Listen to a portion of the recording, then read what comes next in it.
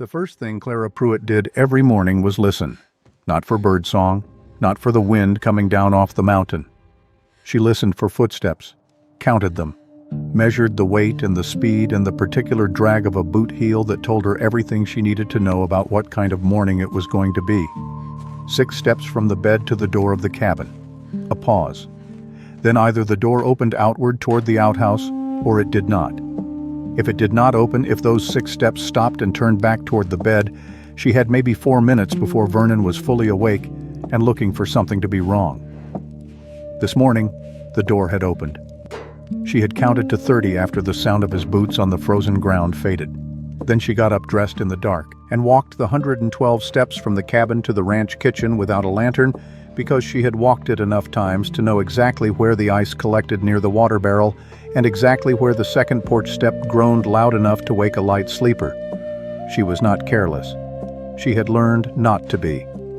The kitchen at Granger Ranch was the largest room Clara had been responsible for in her 24 years of living, and she had loved it exactly once on the first morning she stood in it alone and understood that for the next several hours no one would come in unless she allowed it. That had been 8 months ago. The love had not entirely gone. It had just gotten complicated the way most things did when Vernon was involved. She lit the stove with 3 matches because her right hand was not cooperating this morning. She switched to her left without thinking about it. She had been doing a great many things with her left hand lately. The cast iron skillet went on first, then the coffee pot. Then she began working the biscuit dough she had started the night before left to rise under a cloth near the warmth of the banked coals. The dough pushed back against her palms, and she pushed back harder, and somewhere in that rhythm her breathing evened out, and the tight band across her ribs loosened just enough to let her take a full breath without the small catching sound she had learned to suppress. 3 ribs. She was fairly certain it was 3.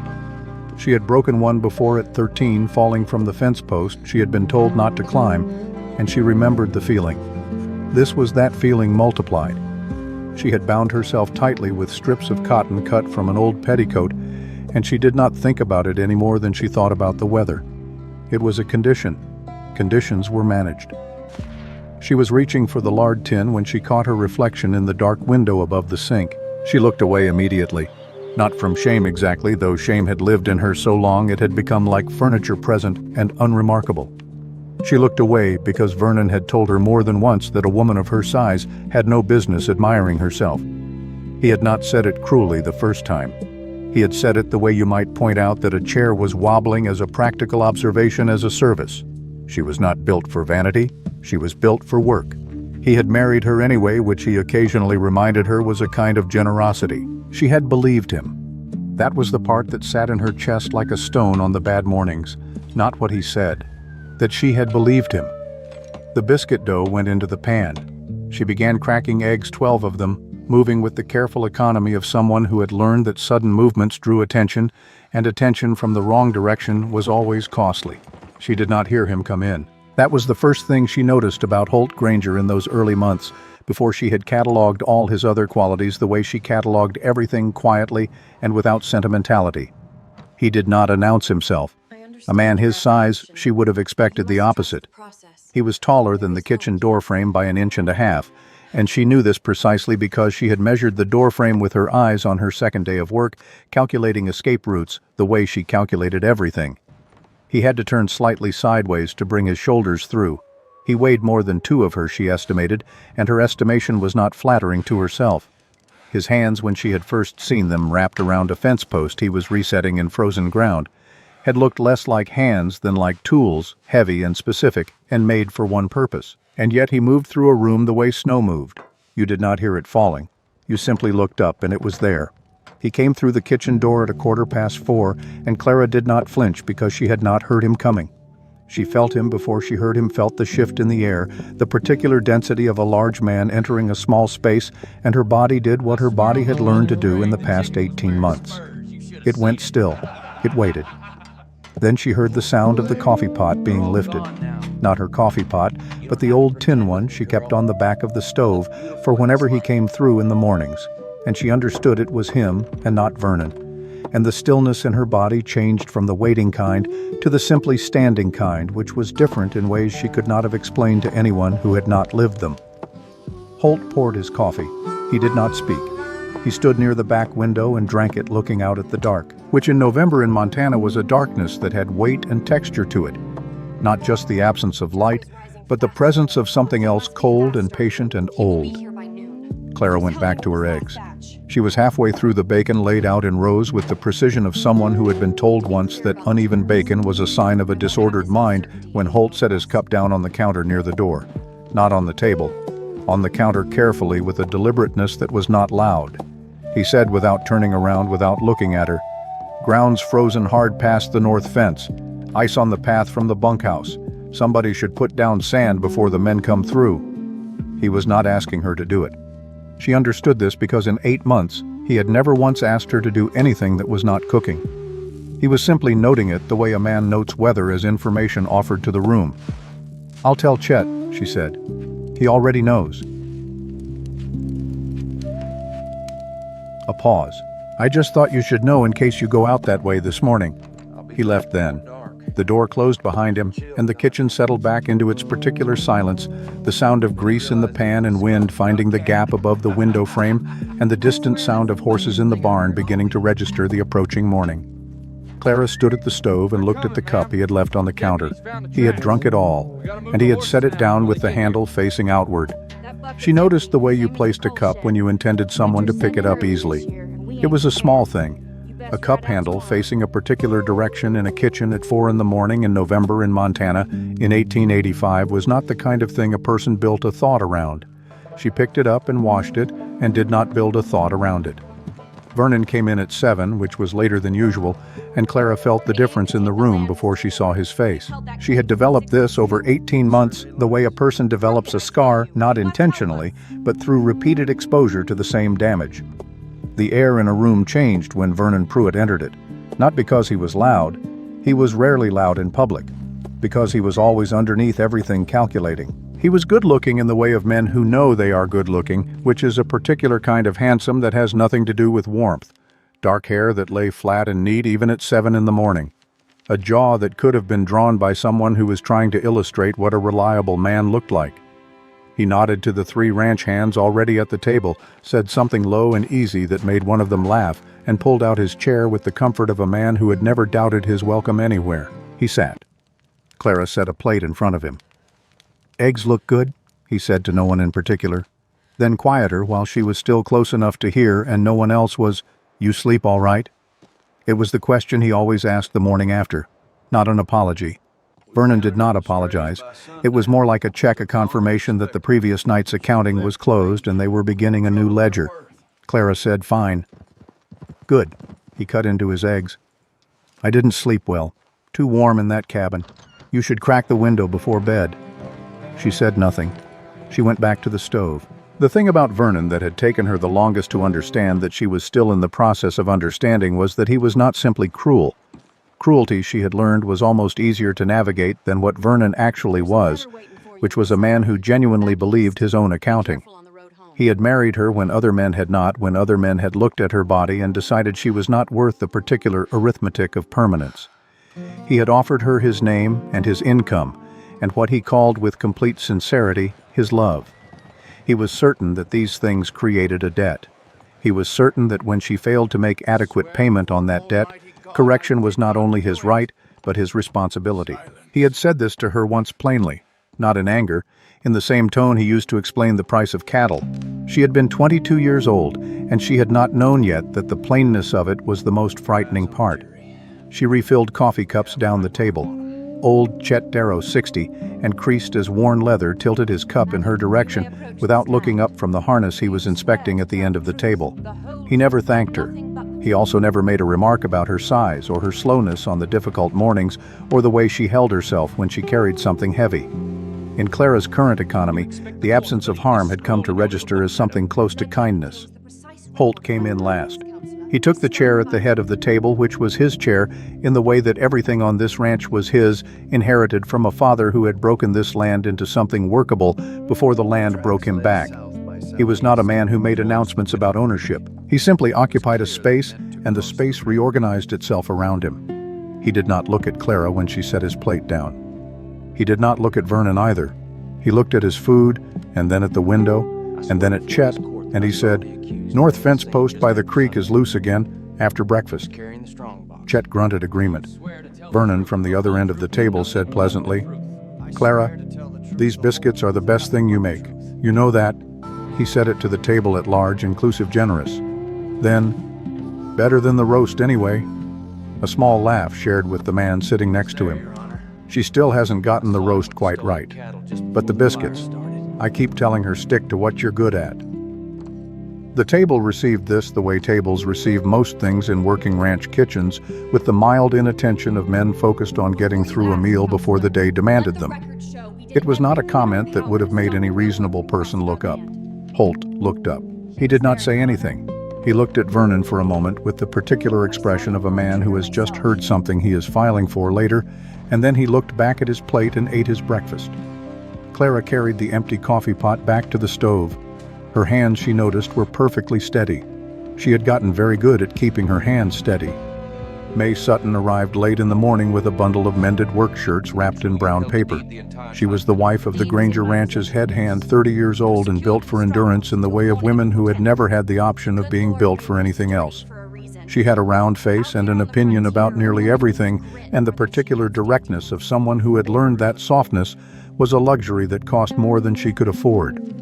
She set the shirts on the kitchen table and helped herself to coffee without asking, which she always did, and sat down across from Clara, who was peeling potatoes for the noon meal. May watched her peel for a moment. "You're favoring your right side again," May said. "I pulled something." "You've been pulling the same something for 6 weeks." Clara set down the potato she was working on and looked at the wall above May's head. Outside, she could hear the men working the north fence, the rhythmic sound of a post driver, the occasional voice. "There's a doctor," May said. "Woman named Agnes Foote. She set up in Delaware 2 months ago. I know you heard about her." "I heard." "She keeps records, Clara. Proper medical records, written down." "I don't need a doctor." "No, but you might need what a doctor writes down." May wrapped both hands around her coffee cup. She was quiet for a moment, in the way of someone choosing their words with care, not because she was uncertain, but because she understood that the wrong word delivered too quickly would close a door she needed to keep open. "I'm not pushing you. I just want you to know the door is there." Clara picked up the potato again. The peeling curled away in a long ribbon and dropped into the bowl. May said, "My husband used to throw things, not at me, near me. He always said it was near me." She looked at her coffee. "I kept telling myself there was a difference." The potato peeling continued. Neither of them spoke for a while. "How did it stop?" Clara finally asked. She was looking at the potato, not at May. "I told him I would walk to the sheriff's office in Delaware myself in the snow in January, and I would tell Ray Kinch everything I knew about the cattle he sold that didn't belong to him." May's voice was entirely matter-of-fact. "He never threw anything again. Vernon doesn't have a secret like that. Not that you know of yet." Clara looked at her then. May reached into the pocket of her apron and set a small folded piece of paper on the table between them. "Agnes Foote, Tuesdays and Thursdays. Tell her May sent you. She won't ask questions you don't want to answer. She'll just write down what she sees." The paper sat on the table. Outside, the post driver struck again and again, steady as a clock. Clara did not pick up the paper while May was there, but when May left, she folded it once more and put it in the pocket of her apron, and she kept it there through the rest of the potato peeling, and through the noon meal, and through the long afternoon of bread making. And she did not take it out again, but she was aware of it the entire time, the way you are aware of something small and important that you are not yet ready to look at directly. Old Chet Darrow had worked the Granger land for 22 years, and in that time he had known 3 generations of the family's grief. He was not a sentimental man. Sentiment was for people who had time for it, and Chet had spent 22 years not having time. But he was observant, in the way that men who spend their lives watching animals and weather develop an eye for the particular language of things that cannot speak for themselves. He watched Holt Granger the way he watched the sky in November. Not because he expected disaster, but because he knew the signs of it, and he preferred to be ready. He had noticed the same thing Holt had noticed. He had noticed it 3 weeks before Holt, in fact, because Chet's particular talent was noticing things that people would prefer he did not notice. He had seen the way Clara Pruitt moved in the kitchen. He had seen the way she positioned herself near the stove with a clear line to the back door. He had seen the way her eyes tracked Vernon Pruitt across a room, the way a wild thing tracked a dog, not in terror, but in the specific attention of something that had learned the cost of being caught off guard. He had not said anything. It was not his business.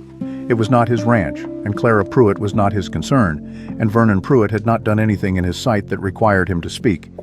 But he had started keeping a record, not because anyone asked him to, because Chet had lived long enough to know that the truth had a habit of needing witnesses, and witnesses had a habit of forgetting, and paper did not forget. He kept a small notebook in the inner pocket of his coat, the kind sold at the general store in Delaware for keeping accounts. Every time he saw something, he wrote it down. The date, the time, what he observed. Not his interpretation of it, just what he saw with his two working eyes in plain daylight. He had 12 entries now. He was adding the 13th a Tuesday evening 3 weeks into November when Holt found him sitting behind the hay barn with his notebook on his knee. Holt sat down on the fence rail above him. He did not ask what Chet was writing. He looked out at the north pasture for a while. Then he said, "Tell me what you know about Vernon Pruitt." Chet closed the notebook. "What kind of knowing are you asking about?" "The kind you write down in a book you think nobody sees." Chet was quiet for a moment. He was not embarrassed.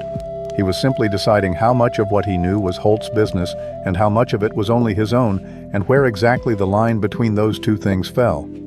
"I know what I see," Chet said finally. "I don't know what happens in that cabin." "What do you see?" "I see a woman who knows how to make herself small."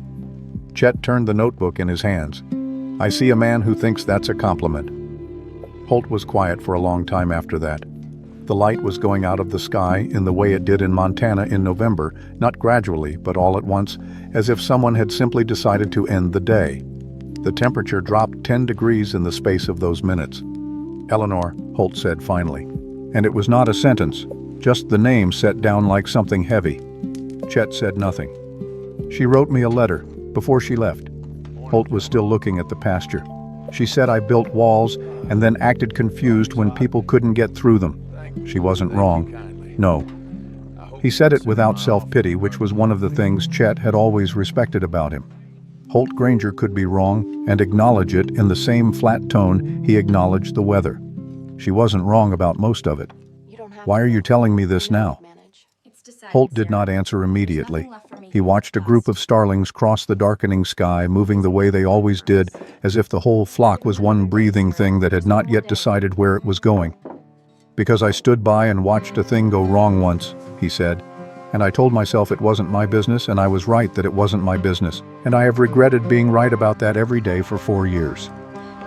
Chet turned the notebook over in his hands again. He thought about 12 entries. He thought about a 13th. "I'll keep writing things down," he said.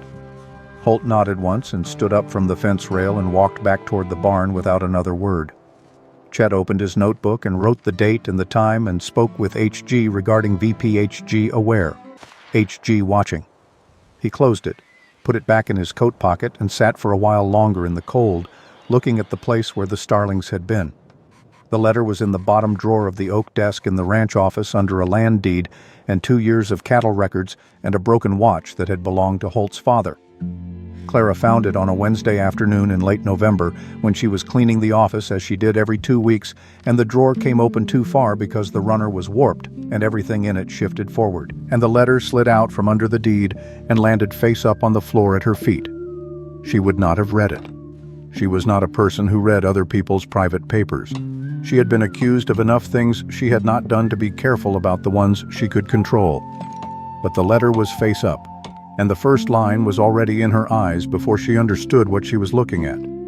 It was a woman's handwriting, precise and slightly tilted, the handwriting of someone who had been properly schooled and had stopped caring whether it showed. Holt, it began.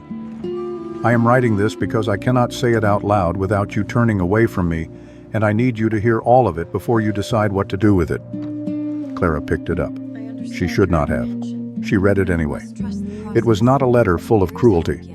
That was the first thing.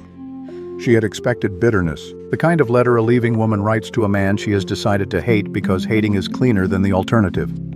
This was not that. Eleanor Granger, who had left this ranch and this man 4 years ago, had written a letter of such precise and unsentimental honesty that Clara had to stop twice and look at the wall before she could continue. She wrote that Holt was the most decent man she had ever known, and that decency was not the same as openness. And she had needed openness, and she had spent 3 years pressing her hands against a wall that was never going to have a door in it. And she was tired. She was not angry. She was exhausted in a way that had nothing to do with the work, which was considerable, and everything to do with being loved by a man who did not know how to let someone love him back. She wrote, "You will think I am saying you did something wrong. I am not saying that. I am saying that the wall you built to keep out the things that hurt you also keeps out the things that don't. I needed to be let in, Holt. You never once let me in." Clara set the letter on the desk. She looked at the window, which showed her the side yard and the water barrel, and in the distance the north pasture where Holt was visible as a dark shape against the brown grass, working alone at something near the fence line, which was where he always was when she looked for him without meaning to. She thought about her own reflection in the kitchen window that she always looked away from. She thought about a man who had built a wall so solid and so permanent that the woman who loved him had written him a letter explaining it and then left anyway. She thought about the particular loneliness of that. Not Vernon's kind of loneliness, which was predatory, which fed on other people's smallness. A different kind. The kind that did not know it was lonely because it had always been there. She put the letter back exactly as she had found it. She went back to the cleaning. She did not think about it for the rest of the day. This was not true.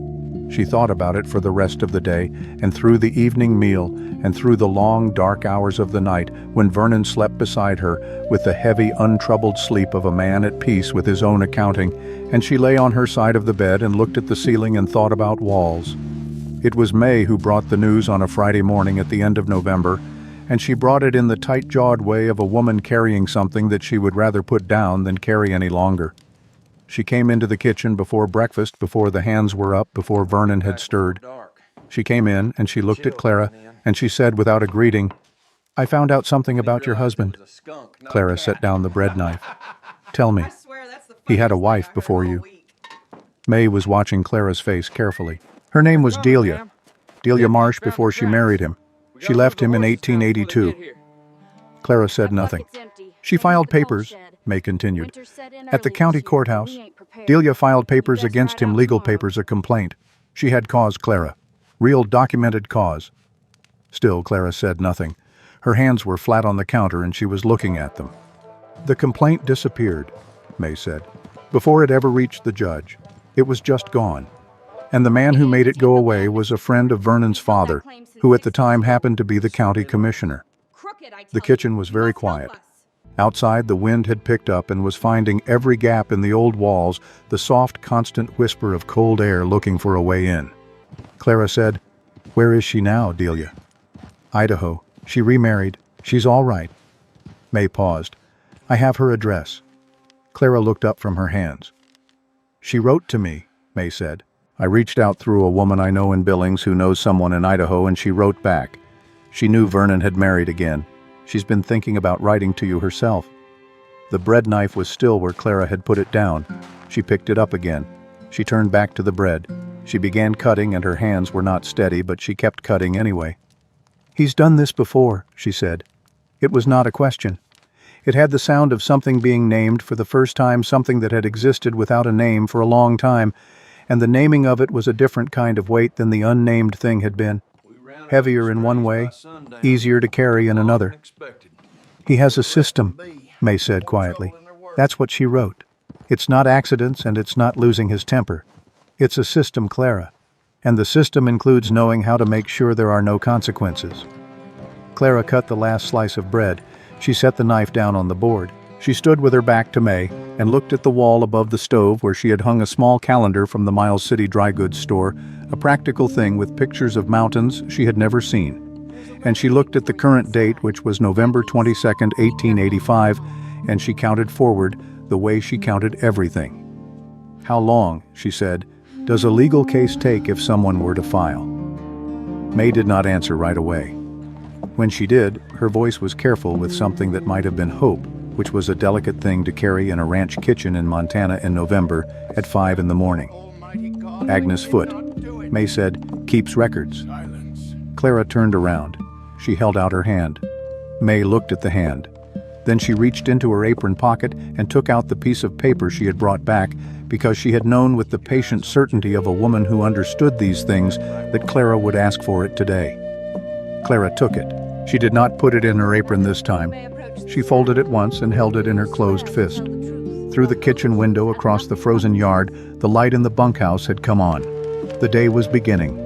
In 2 hours, 18 men would need to be fed, and the stove needed tending, and the biscuits were not yet in the pan. Clara Pruitt, who weighed more than the world had decided she should, and had spent 24 years being reminded of it, who had learned to count footsteps and measure the weight of a boot heel, and make herself small in rooms that were already small, stood in the kitchen that was hers for the hours before anyone else claimed it.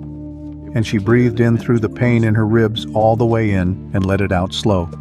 She had a name. She had an address in Idaho. She had a doctor who kept records. And she had a husband who believed she had nowhere to go. He was going to learn that he was wrong about that. She opened her fist and looked at the paper. Agnes Foote. Tuesdays and Thursdays. Today was Friday. She could wait until Tuesday. She put the paper in her dress pocket against her side where the ribs were healing wrong, and she turned back to the stove. The biscuits were not going to make themselves. Tuesday came the way all important days come in hard country, without ceremony, dressed like any other day. The sky was the color of old tin, and the wind came down off the peaks with the particular meanness of December wind, which was not interested in whether you were ready for it. Clara told Vernon she was going to Deller for flour and salt and a spool of heavy thread for mending. These were things that were needed. She had made sure of it, had let the flour bin run lower than she would normally allow, and had checked twice that the salt was genuinely low before she said anything. Vernon had a sharp eye for pretense. She had learned not to give him anything to find. He looked at her for a moment over his coffee cup. This was what he did when he was deciding something. This particular stillness that was not relaxed, but calculating the stillness of a man running numbers in his head. "Take the small wagon," he said. "Be back before dark." "Yes." "And Clara." He said it to his cup, not to her face. "Stop at the dry goods first. Don't wander." She said yes again, and she did not wander. Not exactly, but she went to the dry goods last instead of first, and in the hour between her arrival in Deller and her arrival at the dry goods store, she pushed open a door on the south side of Merchant Street that had a small painted sign above it reading, "Agnes Foote, M.D., and underneath that, in smaller letters, "By appointment or by need." The office was one room with a curtained area for examination, and a desk and 2 chairs and a smell of carbolic soap and pine wood and something herbal she could not identify. It was the cleanest room she had been in since she left her mother's house. Agnes Foote was 51 years old and had a face that had stopped apologizing for itself sometime around 30 and had not looked back. She was not a large woman, but she occupied her space completely the way certain people do, without any wasted motion or unnecessary softness. She looked at Clara the way a good doctor looks at a patient, which is to say, she looked at all of it, not just the parts that were presented to her. "May Sutton sent me," Clara said. "I know who sends people to me," Agnes said. "Sit down." Clara sat. Agnes did not ask what was wrong. She looked at the way Clara sat, which was forward and to the left, protecting her right side, and she said, "How long ago?" 5 weeks. "How many?" "I think 3. Ribs." Agnes stood up and came around the desk. "I'm going to examine you. I'll tell you everything I'm doing before I do it. You tell me if you want me to stop." No one had said that to Clara before. She did not know what to do with it immediately. She noted it and kept it one more thing that required more time to understand than she currently had. The examination was thorough and quiet, and Agnes narrated each step in a voice that was clinical without being cold, which was its own particular skill. She noted the ribs, which had begun to knit, but not cleanly. She noted the older bruising on Clara's upper arms, the kind that had gone through yellow and was fading now. She noted the way Clara held her breath at certain pressures and let it out slowly in a way that had nothing to do with pain management and everything to do with the long practice of not making noise. Afterward, Clara sat in the chair again, and Agnes sat behind her desk and wrote in a large ledger book with a careful hand. She wrote for longer than Clara expected. She wrote the date and the time, and she wrote down everything she had observed in language that was specific and detailed and entirely without interpretation, just the facts of a body and what they indicated and when. She looked up when she was done. "This stays in this book," she said. "This book stays in this office. If you need it, it will be here." What would I need it for? Agnes looked at her steadily. You already know the answer to that, or you wouldn't have come. Clara looked at the desk, at the ledger, at the careful handwriting that described her body's evidence in ink that would not fade the way Bruises faded. He had a wife before me, Clara said. It was the first time she had said it out loud to anyone other than May. She filed a complaint. It disappeared. Agnes was quiet for a moment. Then she said, "A complaint that disappears in a courthouse is a political problem. A medical record in a private ledger is a different kind of document." She paused. Different kind of hard to make disappear. Clara stood up. She straightened her coat. She was aware of every rib, and she was aware of the ledger on the desk, and she was aware of something happening in her chest that was not hope exactly, because hope was a thing she had learned to be careful with, but was adjacent to it close enough to feel the warmth of it without committing to the thing itself. "Tuesdays and Thursdays," Agnes said. "I heard. You don't have to have a reason, you can just come." Clara nodded once. She went out into the December cold and stood for a moment on the step outside the door and let the wind come at her straight on, which she normally did not do because she had learned not to offer anything a direct target. She stood there anyway. The wind was very cold and very impartial, and did not have an opinion about her size or her choices or whether she deserved what had been done to her. She went to the dry goods store and bought flour and salt and thread. She was back at the ranch before dark. Vernon looked at the supplies without comment. He ate his supper without comment. He went to bed without comment. Clara lay in the dark for a long time looking at the ceiling, thinking about ink in a ledger that would not disappear. The thing about working for Holt Granger, Clara had come to understand, was that he had a very precise and personal definition of what constituted his business and what did not. His business was the land and the cattle and the men he employed, and the structures that stood on the 12,000 acres he had inherited from his father. What happened inside those structures between the people who lived in them was not his business in any way that he would have volunteered an opinion about. He was not a man who volunteered opinions, but he was a man who noticed things and kept them without drama, without announcement in some private accounting of his own that no one else had access to. Clara noticed him noticing the way you notice a large and quiet animal at the edge of your vision, not threateningly, just there. It was a Wednesday evening in the second week of December when the pipe under the kitchen sink came apart at the joint. She found it at 9 o'clock at night when she went back to the kitchen for the mending she had left there, and water was running across the floor in a thin sheet that had already reached the far wall. She found the shut-off under the cabinet and closed it. She looked at the separated pipe in the light of the lantern she was holding. The fitting had simply given way, old iron giving up on a cold night. She did not know how to fix it, and she knew that this was not the kind of problem that waited until morning, because water in a wall in winter in Montana became ice, and ice became structural damage, and structural damage on Holt Granger's ranch was her responsibility to report, even if the fixing of it was not. She went to the main house door and knocked. He answered quickly enough that she thought he might not have been sleeping. He was dressed at least, or close enough to it, boots not laced, shirt untucked, and he looked at her in the light of the lantern she was still carrying, and then passed her toward the kitchen building without her having to say anything. "Pipe," she said. He took the lantern from her hand and went to the kitchen. She followed. He looked at the pipe for a moment, crouching in the cramped space under the sink with the lantern held in one hand and his other hand on the broken fitting. He was too large for the space and managed it anyway. He said, "I've got the fitting for this in the barn. Won't take long. I can do it tomorrow if you want to go back to sleep. It'll freeze by tomorrow." He went to the barn and came back with the fitting and a pipe wrench and fixed it in 20 minutes without asking for help and without providing unnecessary commentary on the process. Clara stood near the stove and watched and said nothing either, and the kitchen was quiet except for the wind and the sound of the wrench on old iron. When he was done, he stood up and dried his hands on a cloth. She handed him and looked at the now intact pipe under the sink with the look of a man confirming that a thing was fixed. He said without looking at her, "You've been going to Agnes' foot." It was not a question. She did not know how he knew, and she did not ask. "Yes," she said. He nodded as if this confirmed something he had already concluded.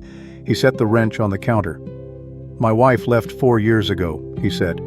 He said it the way he said most things, plainly, without ornamentation, as if he were identifying a piece of equipment. "Eleanor. She said I was a wall she couldn't get through." Clara stood still. "I've been thinking about that letter for 4 years," he said. "Whether she was right. Was she—" He looked at the pipe under the sink. "Probably." The wind found the gap above the window and pushed through it in a soft moan. The lantern flame moved. "I'm not the kind of man who talks well," he said. "I never have been. My father was the same. We could work alongside a man for 30 years and not know his first name. It wasn't rudeness, it was just—" He stopped, tried again. Just the way the words weren't there when they should have been. Clara said, "Some things don't need words." He looked at her then, directly, the way he rarely did, which made the times he did have a weight to them. "The morning after I first noticed how you were walking," he said, "I almost asked you straight out. Figured it was the honest thing." He picked up his coat from the chair where he had draped it. "Then I thought about what it would cost you if I asked and you said no, and then had to keep working here like I hadn't." The lantern light moved again. Outside, the cold was absolute. "So I didn't ask," he said, "but I noticed, and I kept noticing." He pulled on his coat. He picked up the lantern and set it on the counter so she would have the light, and he walked to the door. He said with his back to her, his hand on the door frame, "Eleanor was right that I build walls. She wasn't right about everything." He opened the door. The cold came in. There's a difference between not knowing how to let someone in and not wanting to. He left. The door closed. Clara stood in the kitchen by herself for a long time with the sound of the wind and the repaired pipe and the small movements of the lantern flame, and she thought about the letter in the bottom drawer. The precise and honest words of a woman who had pressed her hands against something solid and eventually stopped pressing. She thought about what it meant that Holt Granger knew he was a wall, knew it and was still here, had not left, had not asked her to leave. She turned off the lantern and went to bed and lay in the dark next to Vernon's untroubled sleep. And she stared at the ceiling and she thought that knowing what you are is not the same as knowing how to be different, but it is perhaps the necessary beginning of it. December settled over Granger Ranch like a judgment. The work contracted in the cold, the way work always did, became more essential and less varied, became the feeding of animals and the maintenance of structures, and the getting through of days that were short on light and long on everything else. Vernon Pruitt had a quality that Clara had identified in the first months of their marriage and had never found a name for, until May one afternoon had said the word, and the word had fit so precisely that Clara had felt it click into place like a joint finding its socket. The word was surveillance. Vernon was always watching. Not obviously, not with the focused stare of a man who wants you to know you are being watched. With the peripheral attention of a man who has made watching a part of his ordinary posture, a part of the way he held his head and moved through rooms. He knew where Clara was at most hours of the day. He knew who she talked to and for how long. He had not said anything about her Tuesdays and Thursdays in Deller because he did not yet know what Tuesdays and Thursdays meant, and Vernon did not show his hand until he understood what game he was playing. But he was gathering information. She could feel it the way you feel weather before it arrives. What changed in December was not that Vernon did anything new. It was that he became less careful about who could see him doing the old things. It started at supper on a Thursday 10 days before Christmas. The table was full 12 men, plus Vernon plus Holt at the head, and the meal was beef stew that Clara had put up before noon and left to develop all afternoon, which was the only way to do it properly. Low heat and time, and it was as good as anything she had made, and she knew it. Vernon looked at his bowl. He stirred it once. He said to the table at large in the easy conversational voice he used when he wanted an audience, "Clara makes a fine stew, always has." He paused, timing it the way he timed things. "She's not much for the variety of it, but what she does well." He smiled at the man across from him. "I tell her play to your strengths. Woman like Clara, the kitchen is her strength." Another pause, lighter this time, almost a laugh. "Lord knows it's not the gardening." 3 men laughed. Not meanly. They laughed the way men laugh at a mild joke from a man they work for. The reflexive laughter of social maintenance. They were not thinking about what the joke meant. They were thinking about their stew. Clara was at the stove. She did not look up. Holt set down his spoon. He did not say anything. He did not look at Vernon. He picked his spoon back up and finished his stew, and at the end of the meal he said to Chet about a fence problem in the South Quarter, and the conversation moved on and nothing happened. Except that when the men filed out afterward and Clara was clearing the table, Vernon came to stand near her while she worked. and he said very quietly, "You were looking at Granger again." She said, "I wasn't." "Don't do that. Don't tell me what I didn't see." She stacked the plates and did not answer, and after a moment Vernon walked out, and the kitchen was her own again, and she breathed carefully through the particular fear that lived in her stomach. Not panic, but something older and more enduring, something that had set up residence so long ago it felt almost like a physical organ, a second heart that only beat in the wrong direction. She was washing the dishes when she heard boots on the porch step. She did not tighten. She had learned to identify boots by sound, and these were Chet's boots, the slightly uneven gait of a man whose left knee had been broken and healed imperfectly in 1871. He came to the door and knocked on the frame. "Mrs. Pruitt?" "Come in, Chet." He came in and stood near the door with his hat in his hands, which was how he stood when he was about to say something that he had thought about for a while before saying it. He was the kind of man who thought before he spoke, which Clara found restful. "I want you to know," he said, "that if you ever needed to say something to someone and have it written down, I keep a notebook." Clara looked at him. "Just observation," he said. "What I see, what I hear, dated and timed. I've been keeping it since October." He turned the hat in his hands. "I'm not telling you what to do with that information. I'm just telling you it exists." She looked at this old man with his crooked knee and his notebook and his 22 years of seeing everything that happened on this land, and she thought about systems. About the system Vernon had used to make Delia's complaint disappear. About the system Agnes Foote was building in her ledger, one entry at a time in ink that would not disappear. About the fact that Vernon had his own system and had believed for 18 months that she had no system at all. "Thank you, Chet," she said. He put his hat back on and went out. Clara finished the dishes. Her hands were steady. Agnes Foote had received her own letter that January from the County Medical Board, informing her that her license to practice in Montana Territory was under review, pending a formal complaint filed by 3 members of the Delaware Town Council who believed that a woman practicing medicine without a male supervising physician was operating outside the bounds of established professional conduct. She had written back in the same level-specific language she used for everything, noting that her degree was from the Women's Medical College of Pennsylvania, that she had practiced without incident for 11 years in 2 states, and that she would be happy to discuss the matter at the board's earliest convenience. She had then gone back to seeing patients. She told Clara about it on a Thursday in the second week of January, not for sympathy, but because she thought Clara should know that the women helping her were not doing so without cost. "Are you going to be all right?" Clara asked. "Yes," Agnes said. She closed the ledger and set her pen down. "So are you." Clara looked at this woman who had built something careful and useful in a place that did not want her to build it, and she thought about what it meant to keep working when the ground beneath you was uncertain. May's husband was a large, quiet man named George Sutton, who had the particular gift of being present in a room without asserting himself in it. He had worked the Granger Ranch for 7 years, and he had known Vernon Pruitt for 8 months, and in that time he had formed a view of the man that he kept to himself, because it was not his place to voice it, and because May did the voicing for both of them in any case. It was George who told May on a Saturday evening that Vernon had been asking questions. May told Clara on Sunday morning in the kitchen in the brief window between the time Vernon left for the barn and the time the hands came in for breakfast. "He asked George about Tuesdays," May said, "whether he'd noticed where you went." Clara's hands did not stop moving over the biscuit dough. "What did George say?" "George said he didn't keep track of where the cook went on her days off, and Vernon should ask you himself." May watched Clara's hands. "George doesn't know that's the wrong answer to give a man like that. It's the honest answer. Honest and safe aren't the same thing." Clara knew this better than May needed to tell her. She worked the dough and thought about timing. Vernon now knew she went to Delaware on Tuesdays. He would find out about Agnes Foote within a week, probably less. There were not many reasons a woman made regular visits to a doctor she had not visited before. Vernon was not unintelligent. He would understand what it meant. "I need to move faster than I have been," Clara said.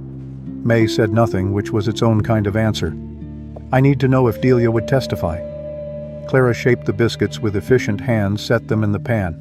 "Not by letter, in person, if it came to it." May was quiet for a moment. "That's a hard thing to ask of her." "I know it. She's built a new life in Idaho. She's got a husband. asking her to come back and stand in a courtroom and talk about Vernon Pruitt in front of a town full of people who never heard of her. I know what I'm asking. Clara slid the pan into the oven. She turned to face May for the first time in the conversation. Her face was not distressed. It was the face of a woman doing arithmetic. I also know that if she had a witness in 1882, if someone had stood up and said what they knew, I might not be standing here right now with 3 ribs that healed wrong. May looked at her for a long moment. Then she said, I'll write to her. Kit Pruitt arrived at Granger Ranch on a Monday in the 3rd week of December, having ridden from the town of Harlan, where he worked at a livery stable owned by a man he owed a favor. He was 22 years old and had the look of a man who had not yet finished becoming whoever he was going to be, unformed around the edges with Vernon's jaw, but none of Vernon's stillness. All of his movements slightly too large for the spaces he moved through. He came because Vernon had sent for him. This was not unusual. Vernon used Kit the way certain men use younger brothers, as a resource to be drawn on when needed, as a loyalty that could be assumed and never questioned. Kit had never questioned it. He had grown up in Vernon's shadow the way plants grow in inadequate light, reaching always in the direction of what warmth was available. He came into the kitchen the first morning because the kitchen was where the food was, which was where he always went first, and he stood in the doorway and looked at Clara in the way young men look at women they have heard about but not formed a full picture of, taking inventory without subtlety. Clara said, "Sit down, coffee's hot." He sat. "You don't have to pretend with me, girl." He took the coffee. He looked around the kitchen with the alert curiosity of someone cataloging a new place. "Vernon talks about your cooking," he said. "Does he? Says you're the best he's had." A pause. "He also says you're stubborn."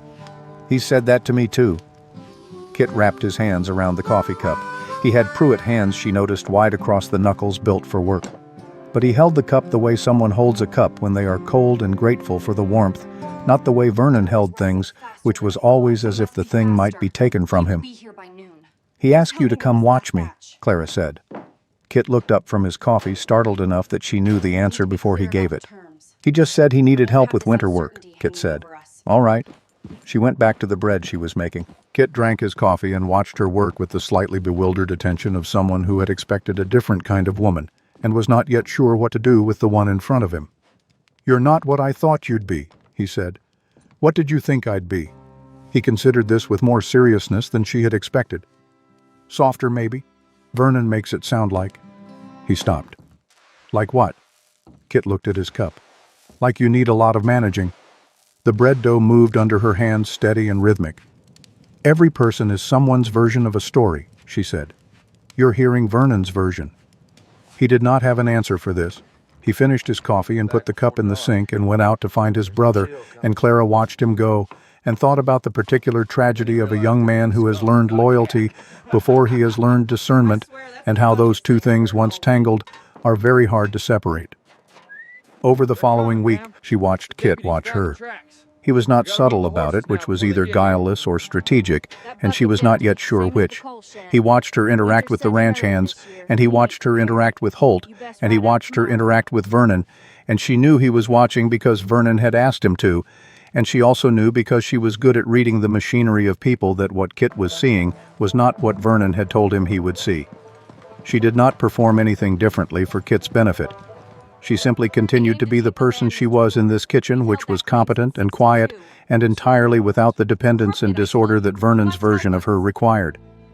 Kit began helping her with things without being asked, moving heavy pots, bringing in wood without being told the box was low. It was not courtship, nothing like that. It was more like the behavior of a man whose hands wanted to be useful and who had found a useful thing to do. She did not encourage it, and she did not discourage it. She simply noted it and continued working. On the Thursday before Christmas, Vernon came to the kitchen in the middle of the afternoon when no one else was there. This was unusual enough that Clara noted the departure from pattern before she noted anything else. He closed the door behind him. He did not sit down. He stood in the center of the kitchen in his coat, which meant he had come directly from outside and had not taken the time to hang it, which meant he was not here for conversation. He said, "You've been seeing the doctor in Deller." She was at the table sorting dried beans for the following day's meal. She continued sorting. "I've been having trouble with my breathing," she said. "I thought it should be looked at." "Agnes Foote." "Yes. She's a woman doctor." He said this as if it were a relevant fact that reflected poorly on both of them. She has a medical degree and an office. Vernon was quiet for a moment. She could feel the temperature of him from across the table. Not body heat, but something else, the particular energy of a man recalibrating. "What did you tell her?" he asked. "About my breathing." "Clara." His voice was very level, very patient. It was the most dangerous register of him, this patient levelness, because it meant he was certain of his ground. "I am asking you a simple question, and I am asking you to answer it simply. What did you tell Agnes Foote?" She looked up from the beans. She looked at him directly, which she did not always do, which he did not always permit without consequence. She looked at him, and she said, "I told her the truth about my body. That is what you tell a doctor." The silence in the kitchen was the kind that has weight. "I see," Vernon said. He did not move. He did not raise his voice. He stood in the center of the kitchen in his coat, and he looked at her with the look of a man updating his calculations. And then he said, "I hope you understand that whatever you said in that office, a doctor's notes are private. They don't come into a courtroom. They don't go anywhere." He turned and opened the door and walked out. The cold came in briefly, and then the door closed and the cold was gone, and the kitchen was warm and ordinary again. Clara sat at the table with her hands in the beans. She sorted one bean from the pile, then another. Her hands were not entirely steady now. They were close, but not entirely. She thought about what he had said, about doctor's notes being private, about them not going anywhere. He did not know about Chet's notebook. He thought Agnes Foote was her only evidence. He was wrong about that. And she had not corrected him, because she had learned in 18 months of living with this man that the most important information you had was the information he did not know you had. She finished sorting the beans. She put them to soak overnight. She made the supper. Vernon ate it pleasantly, spoke easily with the men, was the best version of himself that she had ever seen him be, because that was what he did when he believed he had closed a problem. He relaxed into the certainty of his own control, the way a fist relaxes when it has found the grip it was looking for. Clara watched him from the stove. She thought about Delia in Idaho. She thought about Agnes Foote's ledger. She thought about Chet's notebook growing heavier with each week that passed. She thought about a woman in a county courthouse in 1882 whose complaint had disappeared because the system had swallowed it. She thought about what it would take to build a system of her own that was harder to swallow. Vernon laughed at something Pete said and refilled his own coffee and settled into his chair with the ease of a man who had never once doubted that the chair belonged to him. Clara poured coffee for the men down the table and did not look at him, and thought, with a clarity that was cold and clean and absolute as the December air outside the kitchen walls, that doubt was coming for him. It was taking its time. It was being careful about the route it traveled. But it was coming, and she was going to be ready when it arrived. Kit found her after supper when she was outside hauling ash from the kitchen stove to the ash pile near the garden. He came out without his coat, which meant he had come on impulse, and he stood in the cold with his arms folded against his chest and his breath making brief clouds in the dark air. "Can I ask you something?" he said. "You're already outside in December without a coat," she said. "It must be important." He almost smiled at this. Almost.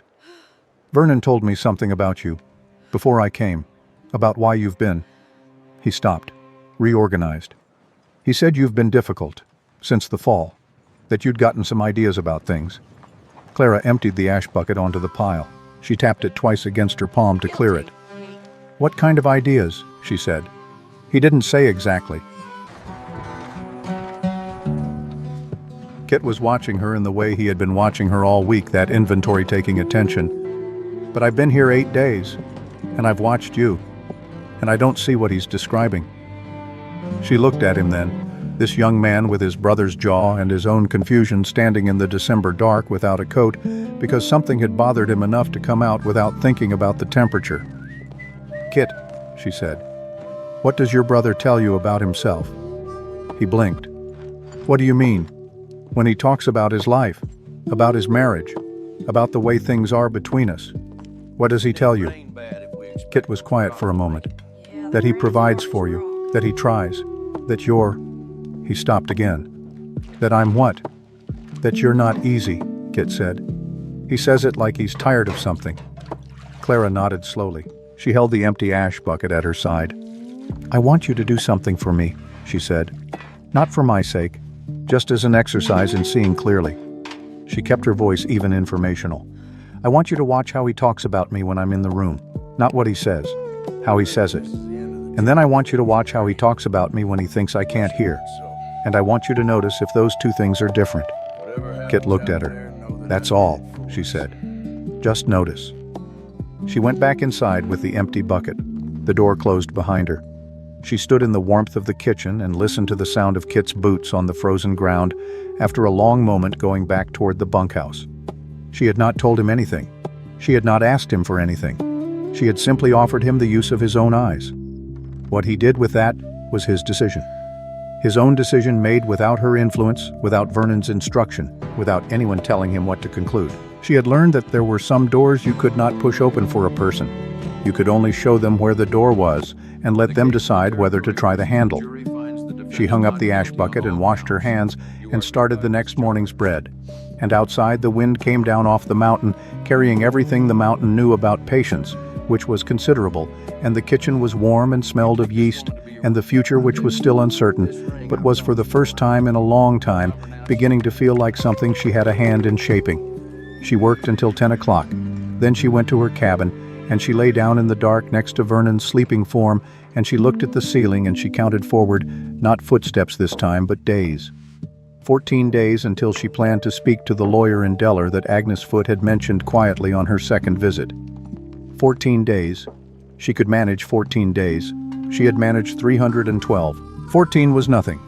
She closed her eyes and she did not sleep immediately, but she was not afraid, which was different from the not sleeping of fear, which was different in every way that mattered, and she lay in the dark, counting forward. And outside, the wind spoke in the particular voice of Montana in December, which was the voice of something old and indifferent, and entirely honest about what it was. And she thought that honesty, even cold honesty, was something you could navigate. It was the dishonest things that could kill you if you let them. She did not intend to let them. January in Montana was not a month. It was a condition. It settled over the land with the permanence of something that had always been there and intended to stay. And it made the distances between things feel larger than they were. The distance between the ranch and the town, between one decision and the next, between the person you had been and the person you were trying to become. Clara had made her appointment with the lawyer on a Tuesday, the same day she went to Agnes Foote, and she had sat in a small cold office above the dry goods store in Delaware, across from a man named Samuel Greer, who had a careful face and ink-stained fingers and the particular patience of someone who had heard difficult things before and understood that the hearing of them was part of his work. She told him everything, not the way she had told May in pieces with the careful rationing of someone unsure of her audience. She told him all of it in order from the beginning, with the dates she remembered and the ones she had to estimate and the names of the people who had seen what they had seen. She told him about Agnes Foote and the ledger. She told him about Chet's notebook. She told him about Delia. Greer had listened without interrupting. When she finished, he was quiet for a moment, and then he said, "Delia Pruitt, she's willing to come. May had a letter from her last week. She's willing." He wrote something. "Mrs. Pruitt, I want to be honest with you about what you're facing. Divorce on grounds of cruelty in Montana Territory in 1886 is possible. It has been done, but it requires the court to believe your account over your husband's, and courts in this territory are not accustomed to doing that without significant corroboration. I have corroboration. You have a doctor's records, a ranch hand's notebook, and a former wife who will have to travel from Idaho to testify. That is more than most women come to me with." He paused. "It is not nothing. But Vernon Pruitt will have a lawyer, and that lawyer will work to discredit each of those things in turn. I know that. You need to know it fully, not just in principle." He looked at her steadily. "They will question your character. They will ask about your history. They will suggest that a woman of your—" He stopped, chose his word carefully. "Circumstances might have reasons other than the stated ones to seek dissolution of a marriage that provides her with stability and income." Clara looked at him. "By circumstances, you mean my size." He did not look away from her directness. "I mean that opposing counsel will attempt to use any available characteristic to suggest instability or unreliability. Size, background. The fact that you worked at a boarding house in Miles City before your marriage, which they will describe in the least charitable terms available. That boarding house was a legitimate establishment. I believe you. The question is whether 12 men in a jury box will believe you when opposing counsel is finished with the description of it. The office was very cold. Clara sat in the hard chair across from Samuel Greer and looked at the frosted window and thought about 12 men in a jury box. She thought about what they would see when they looked at her. A large woman. A woman without family in this territory. A woman whose husband was handsome and easy and would stand before them in a good suit with a lawyer from the county seat. She thought about Delia's letter, which May had read aloud to her twice. The plain factual language of a woman describing what had been done to her body in the specific terms of someone who had already survived the telling of it. She thought about Agnes Foote's ledger, about Chet's notebook, about the 13 entries that were now 21. She thought about Kit Pruitt standing in the December cold without a coat because something had bothered him enough that he forgot the temperature. "File the papers," she said. Greer filed them the following Thursday. Vernon was served on a Saturday morning standing in the yard of Granger Ranch by a deputy from Delaware named Ray Kinch, who rode out with the document in his coat pocket and the look of a man who would have preferred to be doing almost anything else. Clara watched from the kitchen window. She watched Vernon take the paper from Ray Kinch and open it and read it. She watched his face, which she had spent 18 months learning to read, the way you read difficult terrain for the particular arrangements that signaled what was coming. She watched him read the document twice. She watched him fold it with the careful precision of someone who is doing something with their hands because their hands need something to do. He looked up from the folded paper and his eyes went directly to the kitchen window. Directly without searching the way someone looks when they already know where to look. Clara did not move back from the window. They looked at each other across the frozen yard for a long moment. Then Vernon turned back to Ray Kinch and said something, and Kinch nodded and rode out. And Vernon walked toward the barn, and the yard was empty and ordinary again, and Clara turned back to the stove. Holt came into the kitchen an hour later. He poured coffee and sat at the table, which he did now without it requiring notice, sat in the chair nearest the stove where the heat was best, and put his large hands around the cup and looked at her. "Kinch came," he said. "Yes." "Papers served." "Yes." He was quiet for a moment. "You need anything from me in terms of the case? Testimony, whatever they call it." Clara looked at him. He was watching her with the steady, unhurried attention that she had come to understand was the primary language he spoke, not words, but presence, the simple, consistent fact of being there. "You might be asked about what you observed," she said, "about how I moved, what you saw. I'll answer truthfully. That's all I'm asking from anyone." He nodded. He drank his coffee. He did not tell her it would be all right, which she appreciated, because it might not be all right, and she had no patience left for the kind of comfort that required the future to cooperate. What he said after a while was, "Eleanor had a lawyer. When she left, I paid his fees because it was the decent thing, and also because I knew she was right even when it was hard to know it." He turned the cup in his hands. "I'm not offering to pay your lawyer's fees because you need me to. I'm offering because it's the decent thing, and it won't change anything between us either way." Clara thought about this. She thought about what she had said to him once in a different conversation about winning on her own terms or not winning at all. She said, "Let me tell you what I'll accept. If I run short before the hearing, I'll ask you. I'll pay it back from my wages.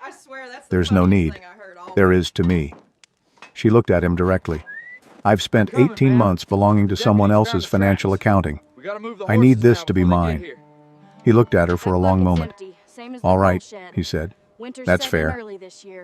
They sat in the warm kitchen while outside the January cold pressed against the walls, and the thing between them, which had no name yet and did not need one yet, sat with them quietly, the way certain things sit with you when they are genuine without demanding to be acknowledged before they are ready.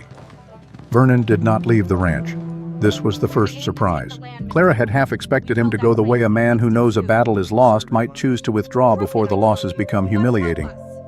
But Vernon Pruitt was not a man who accepted the premise that battles were lost until the final moment of judgment, and perhaps not even then. He stayed. He worked. He ate at the table with the men and spoke easily and behaved in every observable way, like a man who had been wrongly accused of something and was confident that the truth would correct the misunderstanding. He did not approach Clara directly again after the night he had come to the kitchen. He did not need to. His presence was its own approach, the daily fact of him in her space at her table, breathing the same air in the rooms she moved through. 18 months of that particular education meant that she felt him always a pressure at the edge of everything she did, a weight on the periphery of every room. She managed it. She had been managing it for a year and a half, and she could manage it for the 6 more weeks until the hearing. What she had not anticipated was what he would do outside the ranch. May came to her on a Wednesday in the second week of January with the tight face that Clara had learned to associate with news that needed to be delivered carefully. "He's been talking," May said. They were in the kitchen door, closed voices low. "In town. At the saloon, at the dry goods, wherever men talk. He's building a story." "What story?" May sat down. She folded her hands on the table the way she did when she was organizing something difficult. "He's saying you've been carrying on with Holt Granger, that this whole thing, the filing, the lawyer, all of it is because Granger put you up to it, because Granger wants Vernon off the ranch so he can have you to himself." The kitchen was warm and smelled of coffee and bread, and Clara stood at the counter and felt the particular cold that had nothing to do with the weather. "He's saying it's not about the abuse," she said. "He's saying there was no abuse. He's saying you invented it as a reason to leave, and Granger helped you invent it because the two of you have been." "I understand what he's saying." Clara turned back to the counter. She picked up the bread knife and set it down again. "Who's listening?" "Enough people." May paused. "Ray Kinch heard it. He told George it gave him something to think about. And you know Ray Kinch is the one who'll be in that courtroom representing the law." This was the system Clara thought. This was the system Vernon had used before in whatever form it had taken in 1882 when Delia had tried and failed. Not brute force. Narrative. The slow, patient construction of a story that was more comfortable to believe than the truth. Because the truth required people to look at something they would rather not look at, which was a woman being damaged by a man they drank with on Saturday nights. She stood at the counter and she thought about narrative. She thought about who got to tell the story and who was told to listen to someone else's version of themselves. She said, "I need to go to town." May looked up. "What?" "Not to argue with him, not to defend myself in the saloon." Clara picked up the bread knife again, began slicing. "I need to go to town, and I need to be seen being exactly who I am, going about my business, not hiding, not ashamed. People will stare. People are already talking. At least if I'm there, they're looking at the real thing instead of Vernon's description of it." May was quiet for a moment. Then she said, "I'll go with you." "You don't have to." "I know I don't have to. I'm going." They went on Friday. Clara wore her second-best dress, the dark blue wool, and she put her hair up with more care than she usually gave it. Not for vanity, she had made her peace with vanity being a complicated business, but because she understood that presentation was its own language and she intended to speak it clearly. They walked down the main street of Delaware, and the eyes came the way she had known they would. Not hostile, mostly. Curious. The particular curiosity of a small community that has been given a story and wants to compare it to the source material. She walked without hurrying and without the apologetic sideways movement she had spent years cultivating, the instinctive minimizing of herself in public spaces, the effort to take up less room than she actually took up. She took up exactly the room she took up. She walked through it. Martha Ogle, who ran the post office and had strong opinions about most things, stopped her near the dry goods and said without pleasantry, "I hear you're divorcing Vernon Pruitt." "That's right," Clara said, "on grounds of cruelty." "That's right." Martha Ogle looked at her for a long moment with eyes that had seen a great deal of this territory's history and had formed views about most of it. "My sister had a husband like that," she said. 30 years ago in Ohio. She stayed." She paused. She shouldn't have stayed. She went back into the post office. It was not an endorsement. It was not sympathy exactly. It was something more specific than either of those things. It was one woman saying to another, "I see what this is." And Clara received it and kept walking. By the time they reached the end of the main street and turned back, she had been looked at by 40 people and spoken to by 6 and cut by exactly none, which was better than she had expected and worse than she deserved, and precisely the kind of result you learned to accept and work with in a world that was not yet ready to give you everything you were owed. She went home and made supper, and Vernon sat at the end of the table and ate it, and smiled at the men and said nothing directly to her all evening, and she cleared the table and washed the dishes and went to her cabin and lay in the dark and counted 6 more weeks. 5 weeks and 6 days. The hearing was on a Thursday in the 3rd week of February. The courtroom in Delaware was the largest room in the county courthouse, which was not a large building, and by 8 in the morning it was full, because in a county of this size in the winter of 1886, a divorce hearing on grounds of cruelty was the most significant thing that had happened since the bank in Miles City was robbed in November, and the people of Delaware were not inclined to miss it. Clara sat beside Samuel Greer at the plaintiff's table, and she put her hands flat on the table in front of her, and she breathed slowly, and she did not look at Vernon, who sat at the other table with his lawyer, a man named Frederick Alcott, who had come from the county seat and had the groomed look of a man who charged accordingly. Judge Abram Cross presided. He was 63 years old and had been on the bench in this territory for 19 years and had the face of a man who had heard most of what human beings were capable of saying to one another and had stopped being surprised by it somewhere around 1874. He was not by reputation a man who was easily worked. He was also, not by reputation, a man who found it natural to rule against a husband in favor of a wife, not because he was cruel, but because the law, as it had been written and as he had applied it for 19 years, was built on a foundation that assumed the husband's account as the default reasonable position. Clara knew this. Greer had told her. She had listened and had filed it in the part of her mind where she kept the things that were true and difficult and still had to be navigated. Greer called Agnes Foote first.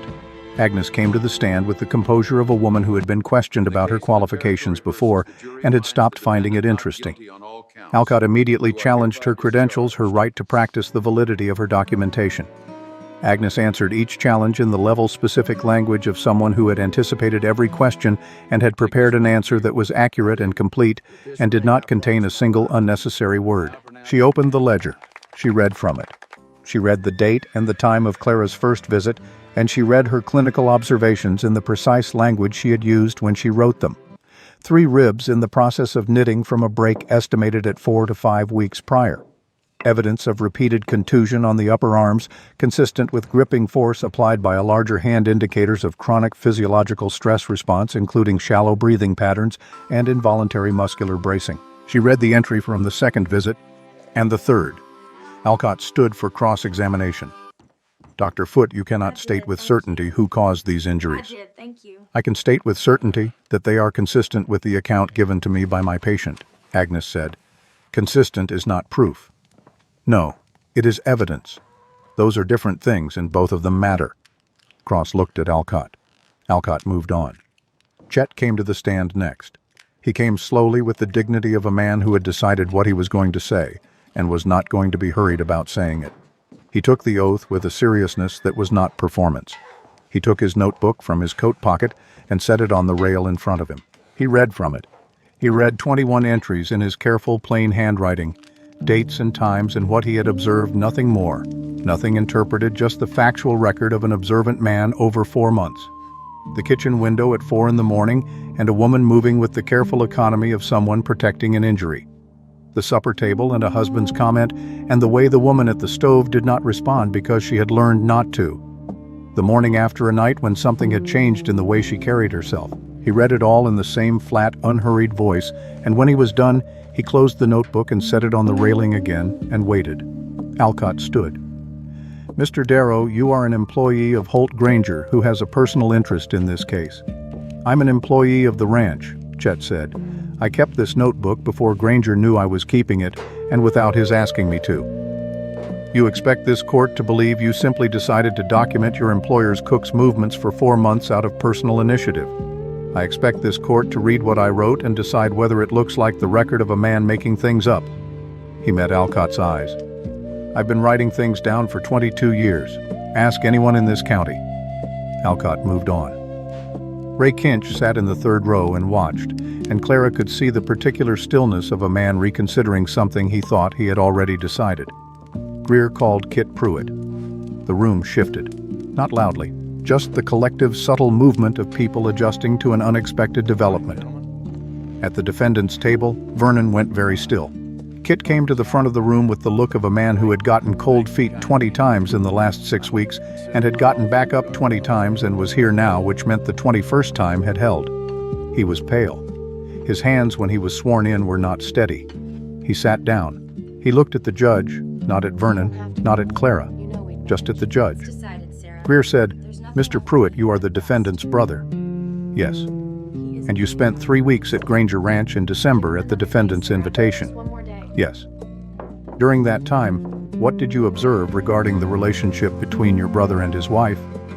Kit was quiet for a moment. Clara watched his hands on the railing. He was pressing them flat, the way she pressed her hands flat on difficult mornings for the same reason. "I observed," Kit said, and his voice came out steadier than his hands, "that my brother talked about his wife the same way you'd talk about something you owned that wasn't working right." He stopped. "And that she moved like someone who had learned to take up less space than she needed. I've seen animals move like that, after a while in bad conditions." Alcott was on his feet. "Objection. This is interpretation, not observation." Cross, he's testifying to what he saw. Overruled. Continue, Mr. Pruitt. Kit continued. He told the court about the supper table comment, about the way Vernon's voice changed register between public rooms and private ones. He told about standing outside in December without his coat because something was bothering him enough that he forgot the temperature. He told about Clara saying to him, "Watch how he talks about me in the room, and then watch how he talks about me when he thinks you can't hear, and notice if those two things are different." "And were they?" Greer asked. "Very," Kit said. He looked at Vernon for the first time then. Vernon was looking at him with an expression that had moved past the controlled reasonableness and into something older, something that recognized betrayal and had not yet decided what to do with it. Kit looked back at his hands. Alcott's cross-examination was aggressive, and Kit withstood it with the particular stubbornness of someone who has already survived the hardest part, which was deciding to be here. He stumbled on some questions and corrected himself, and he was not a polished witness, but he was an honest one, and the courtroom felt the difference. Then Delia came to the stand.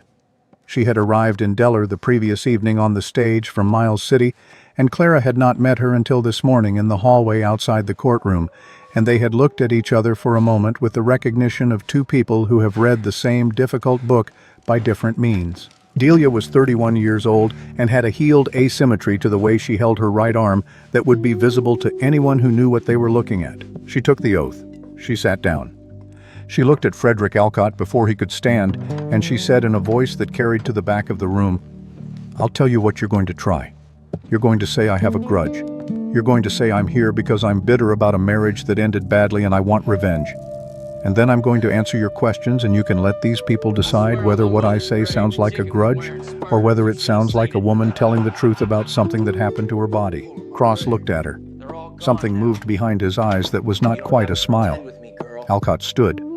"Mrs. He checked his notes. "Mrs. Halverson, you filed a complaint against the defendant in 1882. "I did." "That complaint was withdrawn." "That complaint disappeared from the courthouse before it reached a judge. There's a difference between withdrawn and disappeared." "You cannot prove it disappeared." "I can prove I filed it. I can prove it never reached a hearing. You're welcome to explain the gap." She paused. "I'll wait." Alcott changed direction. He asked about the nature of her complaint. She told him. She used the same plain specific language that Agnes Foote used in her ledger and that Chet used in his notebook, the language of people who had decided that accuracy was more important than comfort.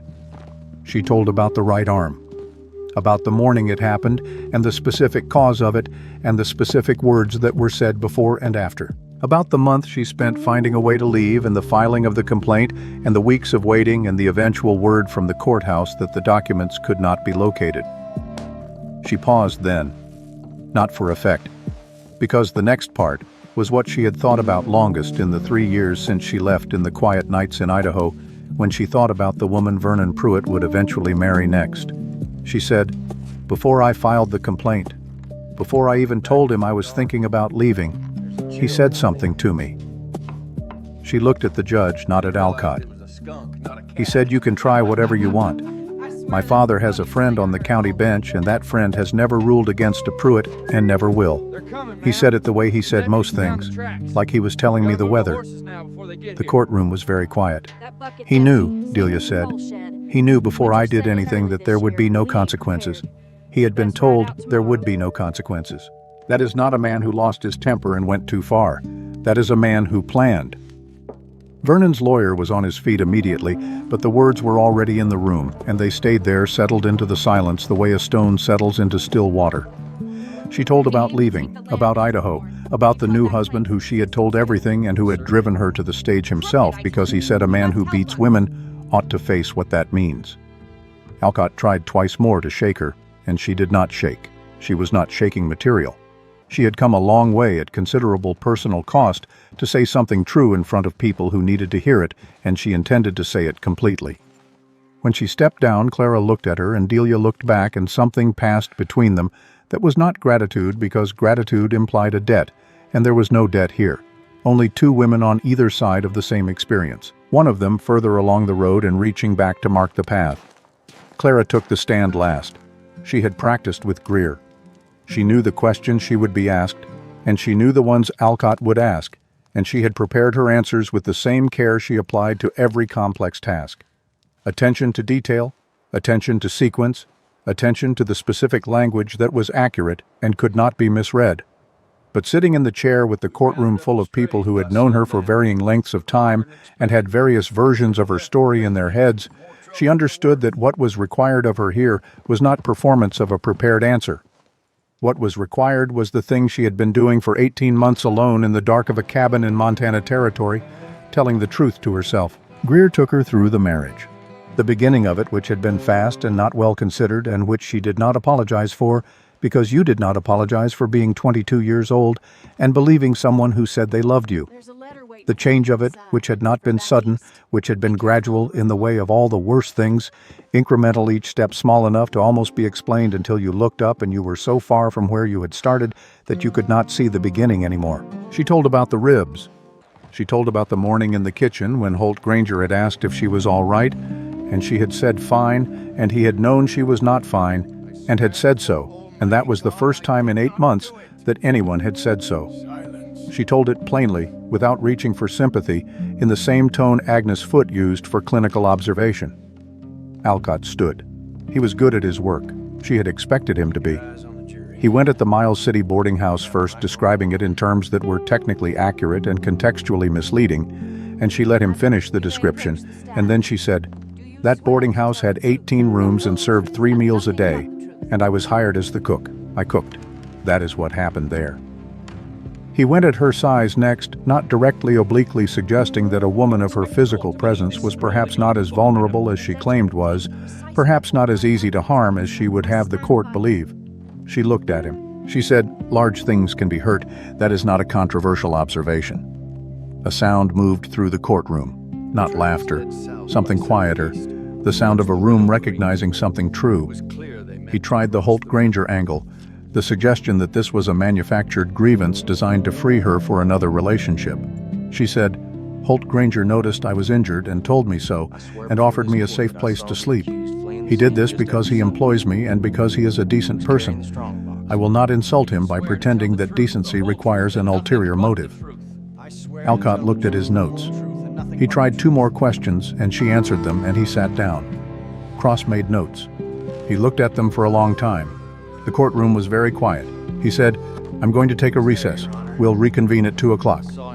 The morning ended. Clara sat in the hallway with May on one side and Delia on the other and Greer across from her, explaining what the recess likely meant and what to expect in the afternoon, and she listened and heard perhaps half of what he said, because the other half of her attention was occupied with the simple fact of sitting in a hallway in a courthouse in Montana Territory in February of 1886 and being for this moment entirely herself. Not Vernon's wife, not the ranch cook, not the large woman who should not look in mirrors. Just Clara Pruitt, who had learned to count footsteps and had decided to stop counting them and was here to say so in front of anyone who wanted to listen. Holt came and sat beside her at one point during the recess. He did not say anything for a while. He sat in the way he sat in the kitchen, occupying his space completely without excess. Then he said quietly, "You did well in there. It's not done yet." "No, but you did well." She looked at him. This man who built walls and knew it, and was sitting next to her in a courthouse hallway because he had decided some months ago that there was a difference between not knowing how to let someone in and not wanting to. She said, "Whatever happens this afternoon." He said, "It won't change anything at this end." She nodded. That was enough. That was exactly enough. Judge Abram Cross reconvened at 2 o'clock, and the courtroom was fuller than it had been in the morning, because word travels in small places, and by noon, all of Delaware knew that the morning had not gone the way Frederick Alcott had expected it to go. Vernon sat at his table with the controlled composure of a man who was still calculating, who had not yet stopped believing that there was a play he had not made, an angle he had not seen. Clara looked at him once when she came back to her table, and she saw the calculation, and she thought about 18 months of being on the wrong side of that calculation, and she turned away and sat down and put her hands flat on the table. Cross looked at the courtroom over his papers. He said, "I've been on this bench for 19 years. I've heard a great many cases in that time, and I've formed views about what evidence looks like when it's real and what it looks like when it's been constructed for a purpose." He paused. "This court has heard today from a physician whose documentation is thorough and consistent, from a long-serving employee whose personal record of observation spans 4 months and contains no interpretation, only fact, from the defendant's own brother who testified at what I imagine was considerable personal cost, and from a woman who traveled from Idaho to tell this court something she did not have to tell it." He looked at his papers again.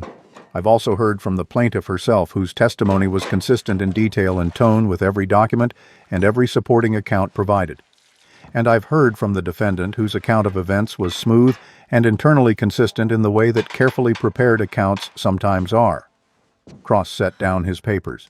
"The petition for dissolution of marriage is granted," he said, "on grounds of cruelty sustained by medical evidence corroborating testimony and prior pattern of behavior as established by the testimony of Delia Halverson. The marriage between Clara Pruitt and Vernon Pruitt is hereby dissolved."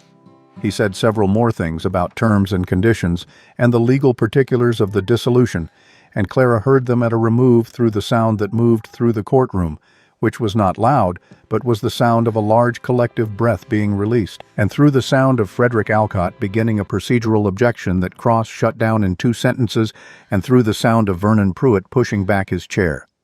Vernon stood. He looked at the judge. He looked at Alcott.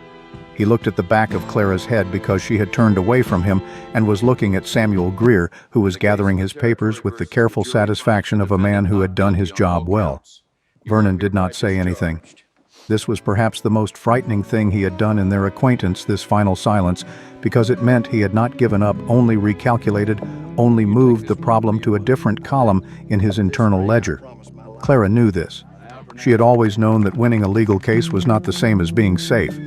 But she had also known something else for a few months now, which was that she was not doing this alone. And that changed the arithmetic in ways Vernon had not accounted for. She stood up from the table. May was at her side immediately, and Delia and Greer putting papers in his case and saying something about next steps and documentation. The room was loud with conversation and movement, and Clara stood in the middle of it and did something she had not done in a courtroom, had not done in months, possibly had not done since before she understood what her marriage was.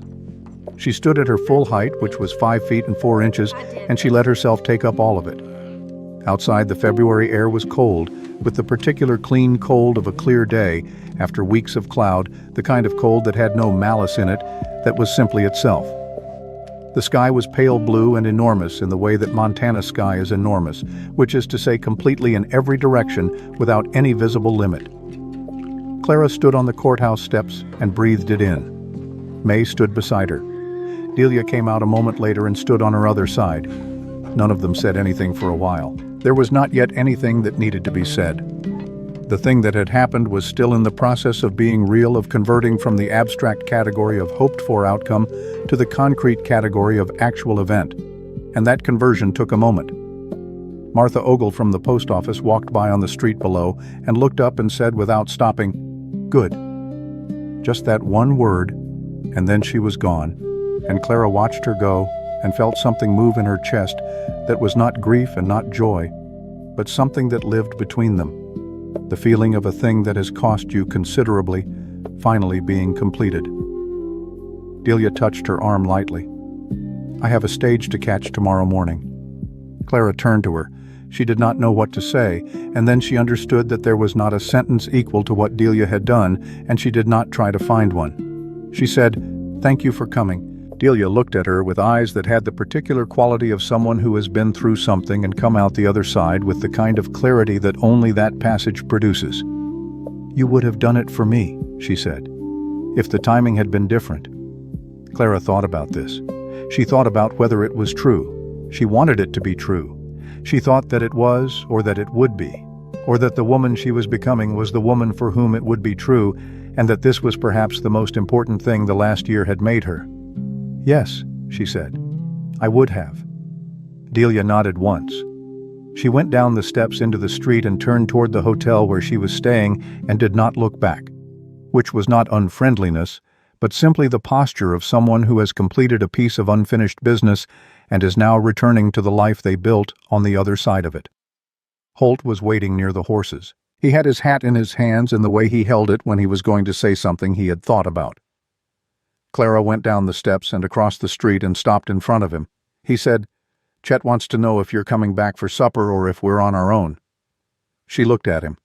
At this man who held his hat in both hands when he was uncertain and had a letter in his desk drawer that he had not hidden from, and who was standing in a February street holding that hat and waiting for her to tell him when she was ready to go home. She said, "Tell Chet I'll be back in an hour. There's stew from this morning. He just has to heat it." Holt's mouth did something that was close to a smile. "He's not going to heat it, right?" Holt said. "I know. That's why I'm coming back in an hour." She walked to the dry goods store because she needed salt, and she had needed it for 3 days and had not gotten to it. She bought the salt and she walked back out into the February street, and she did not minimize herself going through the door, and she did not assess the room before she entered it, and she did not count the distance between herself and the exit. She was back at Granger Ranch in 50 minutes. The stew was warm enough, which was more than she had expected from Chet. She heated it fully and served it, and the men ate and talked about a fence problem in the south quarter and a horse that had been favoring its left foreleg and the question of whether the weather would hold through the weekend. Vernon's chair at the end of the table was empty. No one mentioned it. Not because they didn't notice, but because they understood in the collective, intuitive way of people who work and live in close quarters that some things are better marked by silence than by speech. After supper, Clara washed the dishes alone and dried them and put them on the shelf in the order she kept them, which was her order, the order that made sense to her, and which no one had ever had cause to question because it was her kitchen. Holt came in when she was finishing. He did not pour coffee this time. He stood near the door and looked at her, and she looked back at him, and the kitchen was warm and smelled of stew, and the evening cold was pressing against the walls from outside, and everything was exactly where it was supposed to be. He said, "I've been thinking about what you said, months ago, about needing to win this on your own terms. I remember saying it." "You did," he said. "You won it on your own terms." She dried the last dish and set it on the shelf. "I had help," she said. "You used the help you had. That's different from needing it to stand up." She turned around. He was still near the door, the man she had catalogued from a doorway in the dark all those months ago, who did not know how to say things beautifully and said them truly instead, which she had come to understand was considerably rarer and more valuable. She said, "Eleanor's letter." He went still. "I found it when I was cleaning," she said. "I read it. I shouldn't have, and I did." She met his eyes. She was right about the wall. She was also right that the wall wasn't all of you. She just got tired before you could show her the rest of it. He was very quiet for a moment. "I'm not tired," Clara said. "I want you to know that. I'm not saying it to make an offer or to change anything tonight. I'm saying it because it's true, and I've decided to say true things when I know them." He looked at her with the specific look she had catalogued over months, the one where he was filing something in the private ledger that no one else had access to, except that the look was different now, less careful, less armored, more like the look of a man who was opening a drawer he had decided to keep locked and finding that the thing inside it was still intact. He said, "I'm going to take that as something to think about. That's all I'm offering it as." He nodded. He put his hat on. He went to the door and then stopped, which was the habit she had catalogued before any other. This pause in doorways, this moment of something not yet said. He said, "She was wrong about one thing." Clara waited. "She said I would never let anyone in." He looked at the doorframe. "I let you in. I didn't plan to. It just—" He stopped. Tried again. "It just happened different from how I expected things to happen." He went out. The door closed. Clara stood in her kitchen in the warm quiet and let the evening settle around her, and thought about things happening different from how you expected them to, about the specific shape of a year that had taken her from the floor of a cabin at 4 a.m, counting footsteps in the dark, to standing in a courthouse and saying the truth in front of everyone who needed to hear it. About all the people who had stood alongside her in that year, May, with her direct eyes and her knowledge of doors, Agnes with her ledger and her level voice, Chet with his notebook, and his 22 years of watching Kit with his cold hands and his eventual courage, Delia with her healed arm and her long journey from Idaho. About a large, quiet man who moved through rooms like weather and held his hat when he was uncertain and did not know how to say things beautifully and said them truly instead. She turned off the lamp over the stove. She stood in the dark kitchen for a moment, not because she needed to, but because she could, because there was no one counting her seconds, no one whose mood depended on the speed of her movements. She stood in the dark, and she breathed slowly all the way in, all the way out, and her ribs did not catch, and there was no sound she needed to suppress. Then she lit the small lamp near the door, and she went to her room, which was hers, and she sat on the edge of the bed, and she looked at the window that showed her the dark Montana sky with its enormous, indifferent stars, and she thought about the morning, not with dread, not with the careful, strategic planning of someone mapping routes to the exit. She thought about the morning the way a person thinks about a morning when the morning belongs to them, what she would make for breakfast, whether the flour needed replenishing, whether the cold had peaked, or whether there was more of it coming down off the mountain. She thought about the stove, which was hers to light. She thought about the kitchen, which was hers to work in. She thought about a hat held in 2 large hands in a doorway, and a sentence that had not quite finished itself, and did not need to tonight, because there was time now. There was more time than she had known what to do with in a very long time, and she intended to use it carefully and well. She lay down. She did not count footsteps. She did not calculate the distance to the door. She closed her eyes. She slept. 6 months later, in the particular golden warmth of a Montana August that made the preceding winter feel like a story someone else had lived, Clara Granger stood in the ranch kitchen at 5 a.m. and made biscuits from the dough she had started the night before. The name was new, 3 months new.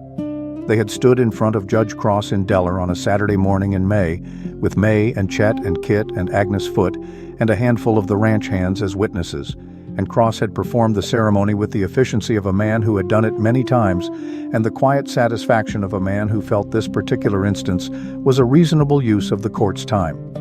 Holt had said his vows in the flat, honest voice he said everything in, and had held her hand in both of his, which were large enough to hold it completely, which she had thought about later and thought about again, now the particular feeling of being held completely and knowing the hands that held you and trusting them. The kitchen was the same kitchen. The biscuit dough was the same recipe. The stove was the same iron range she had been feeding coal into since the first morning she arrived at this ranch, with a husband who counted her breaths and a body that was already learning the particular disciplines of concealment. Everything was the same, and nothing was the same. And this was, she had come to understand, the most honest description of what it meant to survive something and come through it into a life that was genuinely yours. The biscuits went into the oven. She heard boots on the porch step. Not Vernon's boots. Not the boots of anyone whose approach required measurement and analysis and the preparation of a face. Just boots on a step, heavy and familiar, and then the door opening, and the cool August morning coming in briefly before the warmth of the kitchen reclaimed the room. Holt came in. He looked at the stove. He looked at the coffee pot.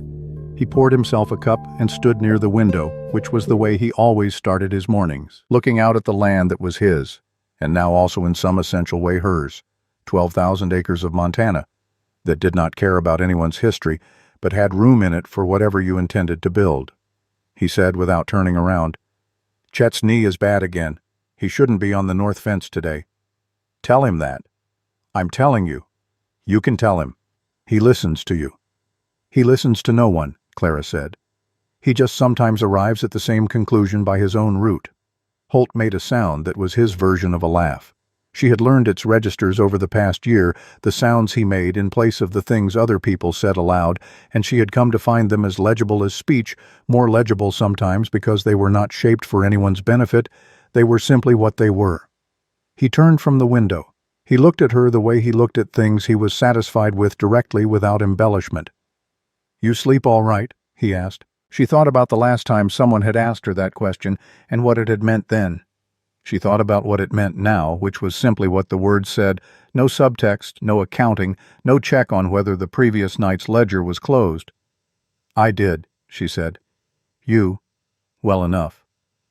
The biscuits were nearly done. She could smell them from across the kitchen, that particular warm, yeasty smell that she had once associated only with the obligation of mornings and now associated with something more complicated and more honest, with the choice to be here, with the specific satisfaction of doing something well in a place that was yours. May's voice came from outside, calling to George about something, and then the sound of the bunkhouse door and the first of the hands coming out toward the barn, and the ranch was waking up around them the way it always did, steady and purposeful and not particularly interested in anyone's inner life, just in the work that needed doing and the day that needed getting through. Clara pulled the biscuits from the oven. She set them on the rack to cool for the 2 minutes they needed. No more, she had never understood people who let biscuits sit too long and go tough when patience was so easy to calibrate.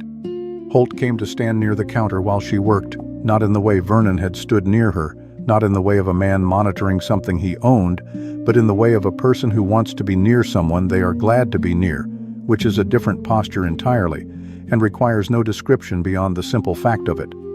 She handed him a biscuit. He took it.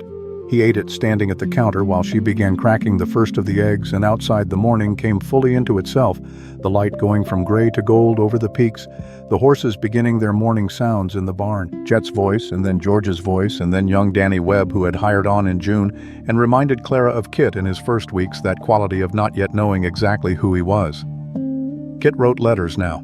He was in Harlan working the livery, and he wrote to Clara occasionally with the careful handwriting of someone who had not written many letters, and was not sure of the form, but was trying. The letters were short and factual, and at the end of each one he wrote without comment or elaboration, "I think I did the right thing in the courtroom." She wrote back each time, "Yes, you did." She cracked the last egg. She set the bowl aside.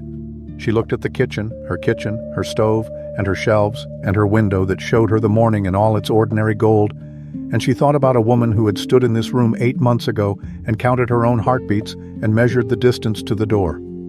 She thought about what it had taken to get from there to here, the specific cost of it in fear and pain, and the long, patient work of building something piece by piece out of materials that kept being harder to find than you hoped. Agnes and her ledger, Chet and his notebook, May and her directness, Delia and her long journey back to a place she had survived and left and come back to anyway because someone needed her to. All of those things had been necessary, every piece of it. And Holt, standing at her counter eating a biscuit in the early morning light, who had noticed the way she held a ladle on a morning when her ribs were broken and had not asked about it and had not looked away and had still been here months later and months after that. Not because she needed saving, but because he had decided in the quiet way, he decided things that this was where he wanted to be. "Good biscuit," he said. "I know," she said. He made the sound that was his laugh again. She heard it without looking up from the eggs, and she felt it somewhere in the center of her chest. That sound felt it the way you feel something warm and real and permanent, the way you feel something that is not going to be taken from you. She started the eggs.